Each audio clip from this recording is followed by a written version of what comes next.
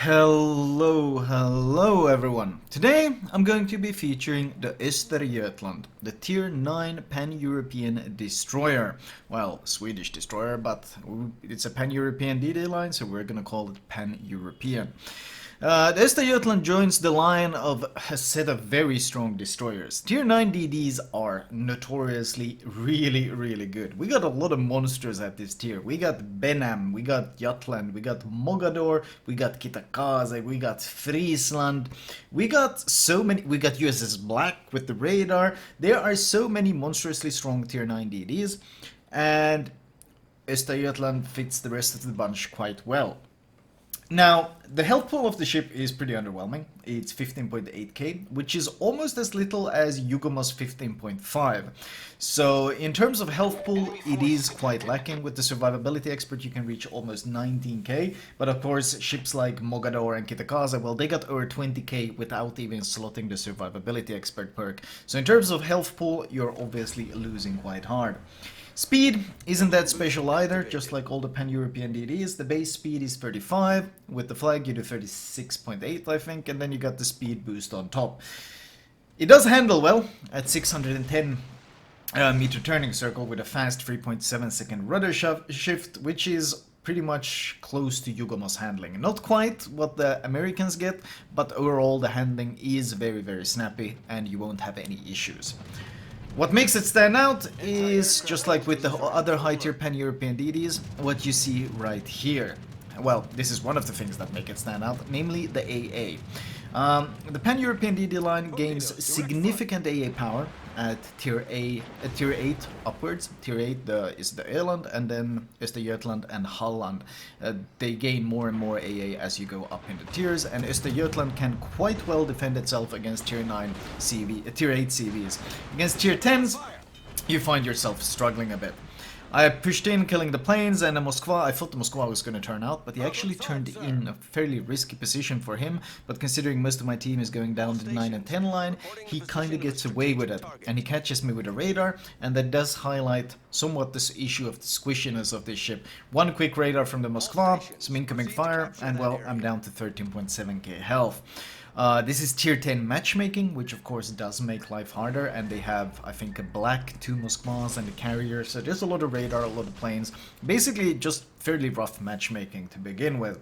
But, like most tier 9 DDs, the Östergötland can deal with this quite well. Carrier comes in, he's about to fly right over me, so I reinforce the sector just to force him away.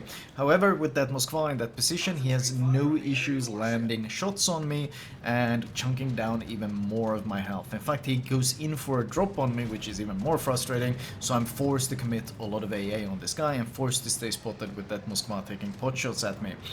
These are one of the main issues with carriers. Even if you can defend yourself against a strike, you still get spotted. And Östergötland, like these Pan-European DDs, does not have a smoke. So there is no way to fully disengage. And I barely made it out of the plane spotting, and I'm radared right after. However, I think he's mostly radaring the Jutland. I just happen to be the casualty of that long-range radar. So, you do have speed boost, you have, of course, the heal, and you have defensive AA, but you lack things like base health, you lack things like smoke, and you lack speed. That does not mean that this ship is by any means weak. It handles well as mentioned, and in fact the DPM on the main guns is very impressive. The ship has an impressive 204k HE DPM. Now that's more than Kitakaze has. Kitakaze has 192. Now obviously Kitakaze gets much improved penetration, and Kitakaze is generally built for gunboating, which normally means that if you face a Kitakaze, he's going to have better DPM than you, because Östergötland is going to be built for torpedoes. Well, most of the time you can build it for guns if you so choose, but I don't think it's really maximizing the potential of the ship. So what this means is that you can take gunfights against pretty much everyone easily. Fletcher has 162k HE DPM. Yugoma has 136, and 46 has 135. You have a ton of HE DPM. And in this case, when the Moskva eats a couple of my torps and is focused on the other DD, I take this moment to try to get some additional damage in on him, because I saw my Jutland was YOLOing him. I got a flooding which slowed him down, and the Jutland managed to nail all the torps and kill him off. So that's the radar ship dealt with, which will now somewhat open up the opportunity for me to press this sea flank. I've already been radared so many times and harassed by planes so many times that I've burned through 2 of my heals and I'm down to 11k health. AP DPM similarly is quite strong. You actually have really good AP penetration on this ship in comparison. In fact, you beat the Americans and you're getting pretty close to Tashkent's AP pen. Not quite, but enough that you can actually pen 100 millimeters at 8 kilometers with the Östergötland. Which means that, for example, if you run into the like of Smolensk and such, you can easily citadel them. And if you get close enough, you can citadel the likes of Minotaurs and other light cruisers quite comfortably as well. Something that they might not be expecting. Concealment is another issue with this thing though. 6 km concealment with no smoke means that this, for example, the Cossack that I'm fighting here has a, if he's built for full stealth, he has a significant spotting advantage over me. 6 km is more than enough for you to play around. Being a torpedo boat, you can play fairly aggressively. The air spotting is 2.7, which means that you pretty much always get a good opener on the planes, unless of course you're actively shooting and the planes come in as you're actively shooting, then the bloom will mess with your plans. But what I haven't gotten into is one of the main gimmicks of this pan-European DD line, and that is of course the torpedoes. What you have seen me use a fair bit and what you're seeing speeding towards this Montana right now. The Östergötland gets pretty much identical torpedoes to the Holland, except Holland's torpedoes are 15 kilometers of range, Östergötland is only 13.5. However, if you build this thing for torpedo reload, you get a base reload of 76.5 on 8 torpedoes. They have a range of 13.5 and they have a blistering speed of 90 knots provided you slot that torpedo speed module in the 3rd slot. 90 knot torpedoes, which means that, well, these are obviously blisteringly fast and extremely hard to dodge even if they're detected. The concealment on these torpedoes is 1.8. Now that is the same concealment as these IGN torpedoes have, but the difference in speed is so significant that the reaction time is greatly changed. For example, Kitakaze's torpedoes that have 1.8 km concealment, you get an 8.8 second reaction time to them. In comparison, you get a 7.8 second, meaning 1 second less on Östergötland because the torpedoes are so blisteringly fast. In fact, you have less reaction time to dodge these torpedoes than you have to dodge Benham torpedoes. That's how fast the torpedoes are. So the speed makes up for the poor concealment on these things, and obviously fast torpedoes are much more useful than slow ones if you're torping someone who has hydro. Because even if they see them coming, doesn't mean that they will be able to actively dodge them. Montana, double flood. So he's taking a ton of damage for me, trying to run away, but Flood of course slowing him down, and that is the other advantage of this pan-European DD line. Not just that the torpedoes are fast and you got these super narrow spreads that you see me using a lot, but also the fact, you know, getting outspotted by the Cossack, quite annoying. He does however push in, which is a mistake, as it allows me to pick a fight with him, which I much prefer, especially as I got my torps off. Still haven't managed to secure this sea cap. Cossack trying to secure this kill, it would be very useful to get rid of him, but the dispersion is a bit wonky. This is something I haven't actually gotten into, and almost all these pan-European DDs suffer from this. The lower the reload, the worse it is. For example, Neustroshimi and Ogneboy both feel very wonky, even though they're not pan-European, but because they have the same turret setup, which means one turret in the front, one turret in the back. And because you're often shooting at targets fairly close, you end up with shells going wide on both sides of the ship. This happens quite often as you're shooting, and it has to do with the turret setup, and it can be pretty annoying, especially if the ship is just angling away and kiting away, because the vertical dispersion just seems off. That was my last heal used. Focus fire Alexing the rocket planes, trying to get rid of them so he can't kill my Kagero, or kill me for that matter. The Cossack does get away. No, what I was talking about was the torpedo reload. The fast torpedo reload and the fast torpedoes with these narrow spreads means that you can very consistently cause floods on enemy targets. In fact, that Bismarck that was sailing away, I managed to cause a flood on him as well. In fact, you can see the damage ticking up in the top right all the time. And one of the reasons why I selected this game is because I'm actually going to unlock a Witherer achievement this game. And I'm going to get that with just having one fire. One single fire, still gonna get a Wither. And that's because floodings. These narrow spreads, fast torpedoes, good flooding chance, and you can just throw them out all the time on all these different targets means that their battleship damage con can't keep up with your torpedo flooding chance. And this combined with the damage and a good fire starting capacity and just a good HE DPM that you have means that the Östergötland is really good at honestly killing most targets. It does suffer, obviously, if you run into Italian cruisers, they are really nasty because any sort of spotting means that you gotta dodge for your life because you have no smoke. Basically, any other DD in this situation would be able to smoke up and make sure he doesn't get shot at. Östergötland just got to rely on that AA shredding these planes long enough for me to get away and get undetected. So I would say that the ship has a learning curve. People will get caught out. People will overestimate the survivability. It's pretty squishy at 19k health, and unlike the Yugomo, it doesn't have IGN speed or smoke to disengage with, or even IGN concealment. It has none of those things. It's slow, it's got 6 km concealment, and it doesn't have a whole lot of health. And it has no real way of disengaging. If a DD decides to chase you down, you're going to be in serious trouble. In fact, one of the ships that deal really well with this ship is, for example, the Mogador. Because if a Mogador faces an Östergötland, he can just run this thing down, and you have no chance of outrunning him. He's almost like 20 knots faster than you are, and his DPM with the reload booster will obviously shred you. We're up to 950 points. They got a Yamato coming around the corner, so I go for a greedy, double narrow spread, basically 2 narrow spreads on top of each other, and that special pan-European narrow spread means that, well, you can basically land all the torps if a ship gives you broadside at this range. Carrier comes in, so I focus the sector at the same time as my torpedoes land. That gives me 7 out of 8 hits, only 1 torpedo went wide, and gives me the Confederate achievement. That's also a double flood on the Yamato, who doesn't have a damage con.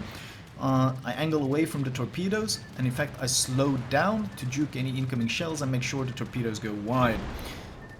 Because I don't want to be racing with the torpedoes in a slow ship, or rather they go past me. I shoot down the planes, get AA Defense Expert, I get Witherer and High Caliber from the flooding damage, and that was 3 heroic achievements basically in half a minute, and my team manages to score a kill, and this game quickly ends. 207,000 damage, and I didn't manage to get a single kill, and basically this entire game was me fighting over sea control. Because I really wanted, I hate when DDs spawn on one side of the map and then they sail across the map somewhere else. Generally, if I spawn on a side, I'm gonna fight for that objective in front of me, and I'm probably gonna be too stubborn about it. In this case, we had Carrier Focus, we had Moskva, we had Cossack, we had a lot of these ships that actually deal really well with the Östergötland, but I really wanted to get the objective, so I stuck around. And a lot of the fighting was just around this area. 19 torpedo hits, only 30 shell hits. Didn't really get a chance to use the guns as much as normally. There are situations, especially if you got friendly DDs around, where they smoke up and you can just go into the smoke and just sit there and farm, because your HE DPM is very respectable. But not in this case. This was more a torpedo focused game, and as I said, I build Östergötland as a torpedo boat because I think these torps are so very powerful. 37 aircraft shot down. The carrier was very focused on ARP side, but it did give a good example of just how good the AA on this ship is. The only tier 9 DD that has better AA than the Östergötland is the Friesland. So that's really how powerful it is. It's a very strong ship against carriers, which is what it has to be because it doesn't have a smoke. And even a poor carrier can get you killed, not because he's landing strikes, but because he's getting you spotted, as you saw multiple times these games. Luckily, the Moskva at one point had AP loaded, for example, which allowed me to get away with it. 8 floodings and only 1 cap, but it was that C cap that I fought so hard over. Team score-wise, somewhat amusing. 0 kills, 37 planes, 2.5k base. Not a single kill going my way. The enemy battleships, of course, well, they did that classic thing where the battleships go down the 9 and 10 line and then don't really accomplish much, and then the game ends. I'm glad they were on the enemy team and not on my team, because I've seen my teammates do that far too many times for it to be enjoyable to see anymore. Detailed report wise, only 30 HE hits. I think all of those hits were well, 5.2k on the Cossack, then a couple of hits on the Moskva, and that was pretty much it. I didn't have enough health to really gunboat the way you might normally do, because I lost so much health in the early game because of, well, plane spotting and radar. 133k in 19 torpedo hits though, and as I mentioned, a wither worth of flooding. 66,000 flooding damage from those 8 floods, and that is of course the power of these pan-European DDs. The fast torpedo reload with the narrow spread means that if you get good predictions in, you will be continually flooding the target that you're focusing on, which makes them really rough to deal with. Damage cost to aircraft 48k, and of course 37 planes shot down, mostly fighters, so not really that useful, but it was enough to keep me safe and keep the carrier off my back. As always, let me show you guys my recommended build for this ship. Alright, as usual, let me start with the modules. Upgrade wise, you do want to get the hull first, because it gives you health, maneuverability, and AA. And you need all these things to stay alive. Follow that up with the torpedo upgrade, and finally the gun range upgrade before starting your grind towards the Holland. Consumable wise, priority damage control, priority heal, priority speed, and defensive AA. In that order, because ultimately defensive AA is the least valuable of these consumables. Only useful against one class, and even then the value can be debated. Upgrade wise, turret and torpedo survival. You only have 2 turrets, you really want them to stay alive.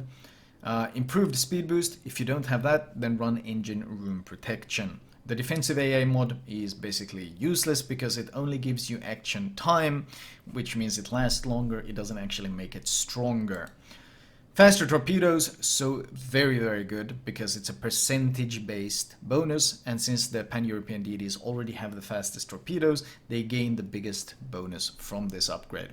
Faster acceleration, because as I mentioned, the rudder shift is very snappy. Concealment, and finally, faster torpedo reload. I'm not saying you can't build this ship for guns, but personally I think it's a bit of a waste of the value, because unlike, for example, Kitakaze and Jutland and ships like this, you don't have any smoke that you can comfortably sit in and shoot, and ultimately the Östergötland is a slow ship with a questionable concealment, and it's a fairly large ship as well, so cruisers don't exactly have a hard time blapping you if you try to gunboat in the open. Actually, let's do captain build. Captain build wise, I am running my Jerzy Swirsky. If you have him, he's the best captain by far on the Pan-Europeans, mostly because, well, he buffs the things that they are naturally good at, which means faster torpedo reload and, of course, better AA. These are the 2 things that kind of define the line, so a captain that boosts these aspects is obviously very, very welcome. Build wise, same as my Holland build, or same as most my torpedo boat builds, which is priority target, last stand, survivability expert, concealment expert, followed up by 10% faster torpedoes, AR in case of Jersey, improved AR, and finally RPF for that better awareness of what the enemy is doing. Flag wise, fairly straightforward here on the signals as well. You want to be running detonation flag, speed flag, heal flag, AA, and I would say faster consumables. On top of this, I'm running improved flooding because, well, you saw how useful it is to get all these floods, and I would say also fire chance. I'm actually running the reduced fire, which is probably not that necessary. I'd rather have improved fire chance for my guns because, as mentioned, the base reload, even with not building for the guns in any way, this build is in no way focused on the guns, I still have a 2.3 second reload on these guns. And with an 8% fire chance, throwing out these shells every 2.3 seconds, it means that you are very good at starting fires. However, one of the main downsides of the Östergötland is right below, and that is the base firing range is only 10.2. On the other hand, the 10.2 firing range also means that your detection range when you're shooting can only be 10.2, because it scales based on your own firing range. So that means if you're fighting an enemy DD and you kill him off and there's no ships within 10.2 kilometers, well, then you get undetected, whereas a ship that has 13-14, well, he's much more likely to be spotted by another ship as well and have to dodge incoming fire. So for a torpedo boat like the Östergötland, having this low range isn't actually that much of a downside. Similarly to ships like Yugumo and Kagero that only really use their guns to fight other DDs, having short range isn't necessarily a downside at all. Anyway, That was my Östergötland commentary. I hope you guys enjoyed it. As always, if you guys feel like subscribing to the channel, I greatly appreciate it, as I am grinding towards that 100k goal, and we actually broke past 97k the other day, so we are less than 3,000 away from reaching that goal. So thank you very much for the support, and I'm gonna keep grinding. I really want to reach it. Have a great one, and enjoy your Mother's Day, my dudes.